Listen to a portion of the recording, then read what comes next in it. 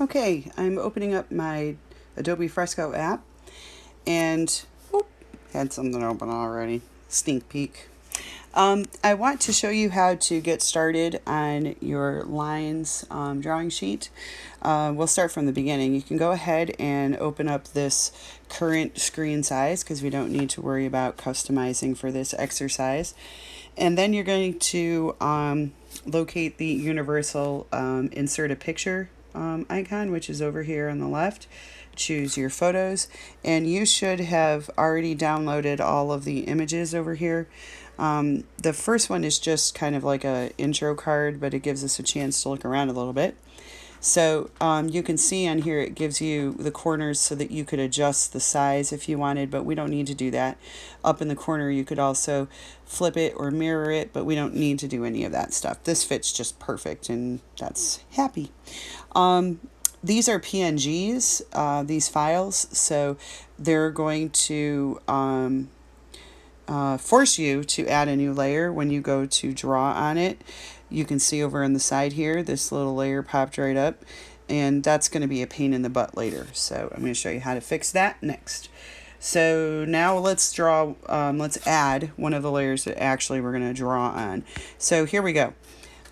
Say yes, let's add that. And now the first thing we want to do is come on over here. If it was a JPEG layer, it would have been fine, or a pixel layer, but it's not. So way down here at the bottom, it says convert to pixel layer. Now we can draw on it. Okay, just to prove that. All right, I'll undo that.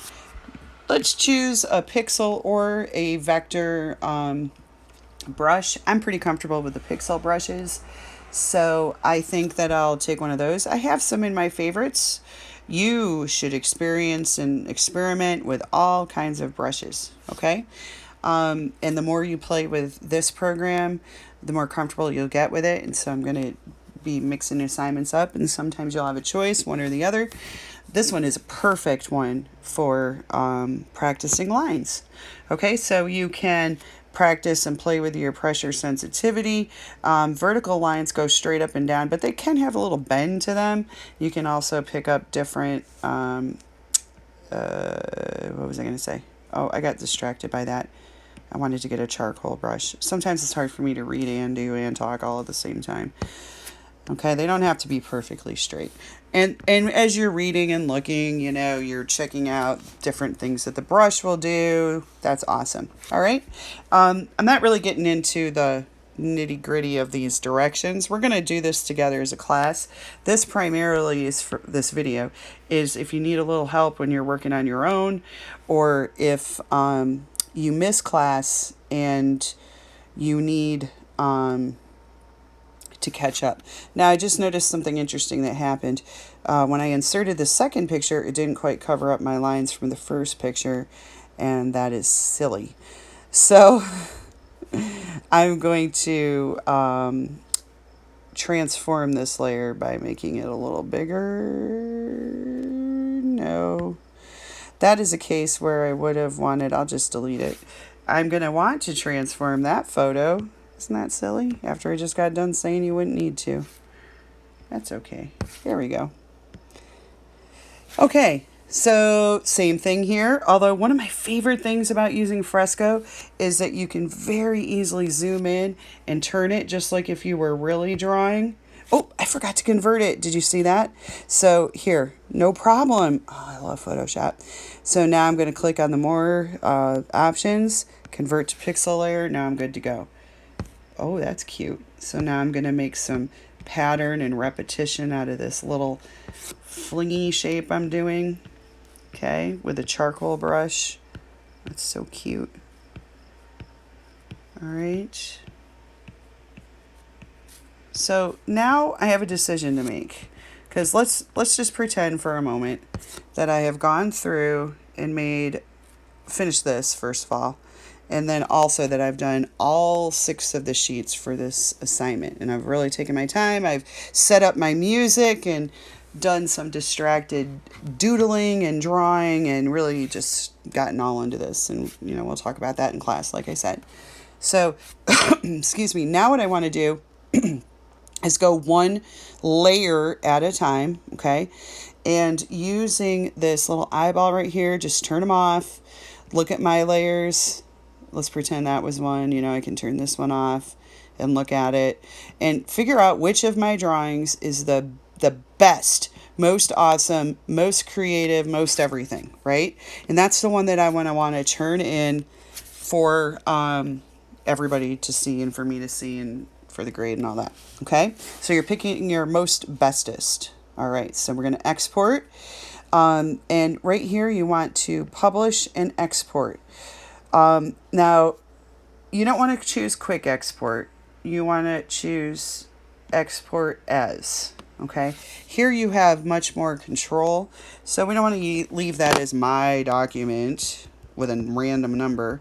You need to be in total control of your files. Okay, this is like writing your name on your paper and putting it in the right box on your global teacher's desk, or however, you know, only we don't do that really anymore. Oh, I guess we kind of do. So in digital arts classes, or even in your fine arts class now that we're handing things in digitally, you're going to make sure that you follow this format. The project name first. So in this case, we're calling it line sheet. Then your first and last name. So of course, your teacher's first name is always Mrs., even though I'm not a Mrs. right now. Mrs. Murphy, yours will be your first and last name, okay? Mrs. Murphy, and then lines. And you don't ever type in the file extension. You let that happen for you. And we're going to choose JPEG. And in quality, of course, high. You are worth it. All right? And then export. And then it's like, hey, yo, where do you want this to go? Because you need to tell it. And you're always going to look and see and make sure and choose where this is going to go. Otherwise, it's like you're shoving it into a glass bottle and throwing it off the pier in New Jersey. Where's that going to go? I have no idea. You don't either. Okay, so you're going to choose. You could, which is what I'd like you to do, put it right in the classroom assignment. Okay, that's what I would like you to do. Now, I can't do that because I'm not a student. I don't have the student access to that back, channel to Google Classroom and the assignment. I would upload it to Google Drive, which you can also do if you'd like to keep it, or you can keep it, they'll keep a copy right in Fresco here for you. But I'll show you what it looks like to press the button of Google Classroom, but for me, it'll just hang up there and look sad.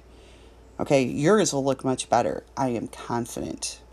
Okay, so that's how you're going to do that from start to finish, only with a lot of awesome drawing in the middle.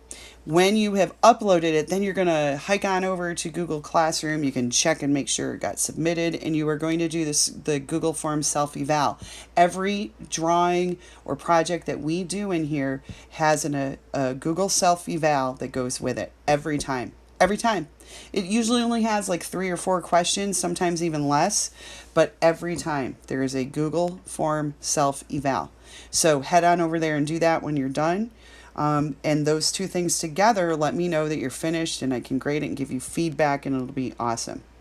Okay, thank you. Can't wait to see those, and check it out later. Bye-bye.